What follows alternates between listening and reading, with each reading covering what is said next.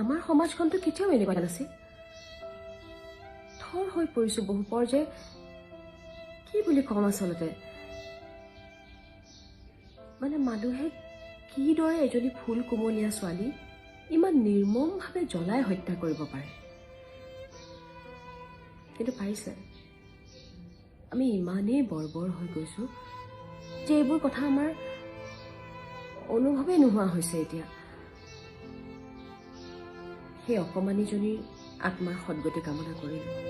সুনীলা ৰংহাম্পী যিগৰাকী ছোৱালী মুখা পিন্ধা এচামৰ মাজত শান্তিত থাকিব নোৱাৰিলে, অজান দেশত তাই শান্তিত থাকক। আৰু যোৱা কিছু বছৰ ধৰি এনেকুৱা আমি কোনেও নিবিচাৰা কিছুমান ঘটনা অতি সঘনাই আমাৰ মাজত ঘটিব ধৰিছে। আৰু কিয় ঘটিছে তাৰ হয়তো সেই বিশেষ কাৰণবোৰ আমি কোনেও স্পষ্টভাৱে ক'ব নোৱাৰো। আমাৰ মাজত আন্তৰিকতা, মানৱীয়তা এই শব্দবোৰ নোহোৱা হৈ গ'ল নেকি বাৰু?